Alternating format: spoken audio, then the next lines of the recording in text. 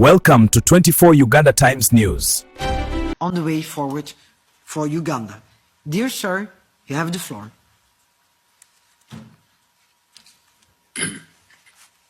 Good afternoon, you have the floor. Thank you very much, friends. Greetings. I appreciate so much the opportunity. I want to appreciate the European Union Parliament for the resolution on Uganda and for keeping an eye on Uganda. We don't take it for granted.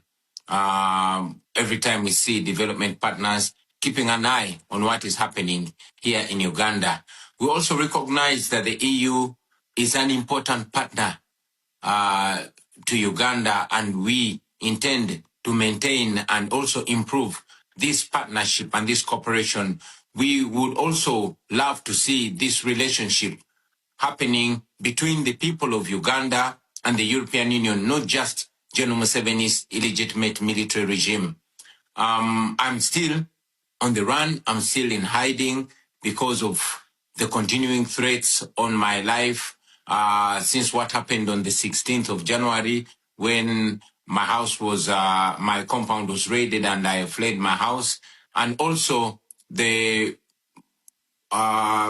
following raid that happened on the 23rd of January where my wife was assaulted and my family members were assaulted, and the military took over my home, which the military still occupies to the present day. My home is surrounded and the military is in charge of it now. What happened on the 15th of January and the preceding days was not an election. It was a military operation, and I'm very glad that it was clearly stated during the debate in the European Union Parliament. This violence started much earlier. It started on nomination day, and it went on through the campaign trail. And I'm glad that the resolution mentions in specifics victims like Mesa Chokero, who was shot and killed, and also General Muhoozi Kainerugaba, who is the military chief and the son of General Museveni, came out on Twitter and, mentioned how he killed 22 of our people, and hoping that I would be the 23rd. I must mention, though, that the numbers that he put are much less. Maybe he mentioned or he meant those that he killed personally. Otherwise, the numbers that we have of the victims, of the people that have been killed, are much more than 22. Many civil society organizations were closed down, especially those that are in the area of governance. It was mentioned, and I want to reiterate it again, that the internet was shut down 3 days before the election. Media houses were ordered not to relay the results that were happening and all that was going on ground on the polling stations, to ensure that there's a clear disconnect between what was happening in the polling stations and what was being relayed by the Electoral Commission. I'm very glad that Dr. Sarah Birete is with us today. In this meeting, she was arrested, detained, because she was taking an effort to speak out and educate people, the citizens of Uganda, about their rights and on democracy.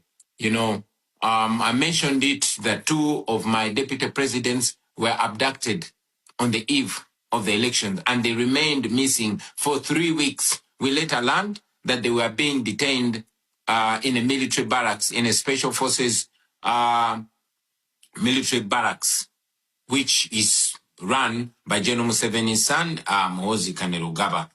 Most of our coordinators were arrested, were picked and detained. Some are still in detention, while some were dropped off. These also included officials from our election management committee. So what Mr. Byabakama, the chairperson of the Electoral Commission, relayed was actually completely different from what happened on the grounds. The law requires that there must be coordination in the tallying of the results. That did not happen. The candidates were not given copies of declaration of result forms, and the Electoral Commission simply declared numbers that it did not justify where they were coming from. As we speak, we are still demanding that the Electoral Commission uploads the declaration forms so that the nation can be able to follow in transparency, so we can be able to compare the evidence that we have, the declaration of result forms that we have, to what was paraded by the Electoral Commission. But up to now, they have not uploaded the results on the internet like it's supposed to be. Somebody may ask, why then didn't we go to court? But we've mentioned it again that institutions in Uganda have all been destroyed, and including the judiciary.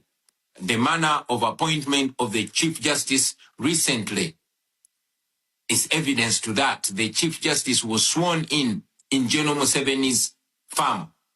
So that and many other reasons cause us not to have trust in the judiciary in Uganda, and many times the regime, General Museveni or his son, have actually been guiding publicly and sometimes privately, determining how the judiciary does its work. So we found no redress whatsoever in the Ugandan judiciary, and that's why we did not go to court. We have presented some asks which are right here.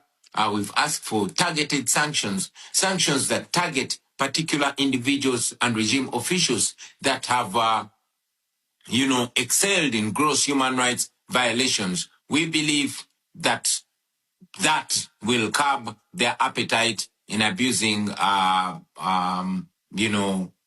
human rights, in undermining democracy, and to ensure that there's accountability for their crimes against humanity.